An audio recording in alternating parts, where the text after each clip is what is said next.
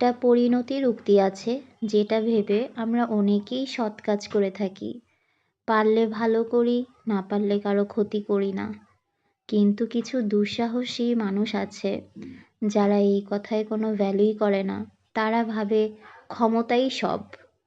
কিন্তু না, জানেন, আপনি প্রকৃতিকে যা দিবেন, প্রকৃতি আপনাকে তার থেকে দ্বিগুণ দিবে। এই তো ধরেন, ছোট একটা গাছ লাগালেন, সেই গাছে কয়দিন পানি ঢাললেন, সেই গাছটা একদিন বড় হবে, ফুল দিবে, ফল দিবে, ডাল দিবে, পাতা দিবে।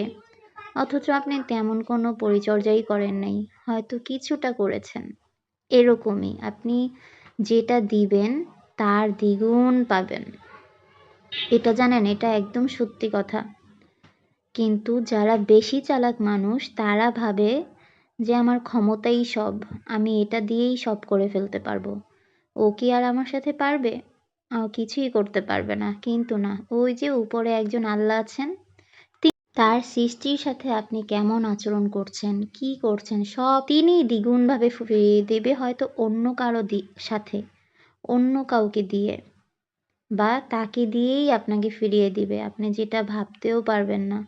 এরকম আমার সাথে কতবার হয়েছে এবং হবেও। যারা আমাকে খুব করে আঘাত দিয়েছে তাদের সাথে হবে, তবে আমি চাই না তাদের সাথে হোক এমনটা। তারা উপলব্ধি করুক, তাদের হিদায়াত হোক এবং তারা ভালো হয়ে যাক, আমি চাই এটাই হোক। কিন্তু তারপরও বলে না যে বান্দা মাফ করলেও আল্লাহ করে না, কারণ আল্লাহর বান্দা, আল্লাহর সৃষ্টিকর্তার সাথে আপনি ওই কাজটা করেছেন, তাই একদিন না একদিন ওইটা পেতেই হবে। ওই যে বান্দার রুহে যেই আঘাতটা পেয়েছে, সেটা মাফ হওয়ার নয়। তাই আমরা যখন একটা কথা বলবো মানুষের সাথে, সেটাও যেন 100 বার ভেবে চিন্তা করে বলি, যে এটা বললে মানুষটা কি ভাবতে পারে।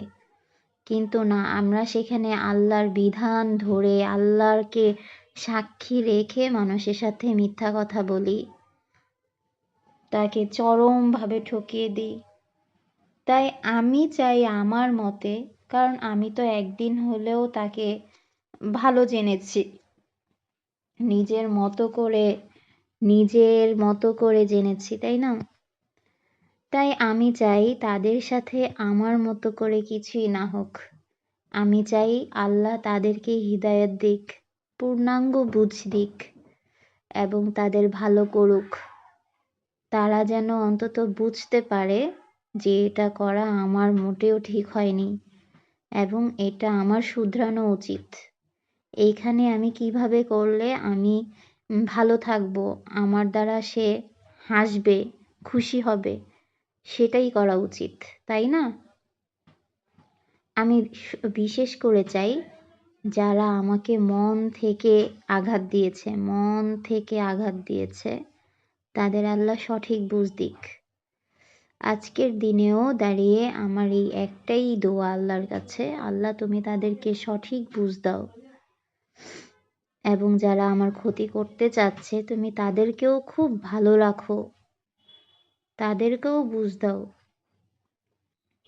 আর যারা অলরেডি ক্ষতি করেছে তাদেরকেও তুমি বুঝ দাও, যাতে এটা বুঝুক যে তার সাথে ক্ষতি করাটা ঠিক হয় নাই এবং কি করলে ঠিকটা হবে। আমিন। আজকের মতো সবাই ভালো থাকবেন।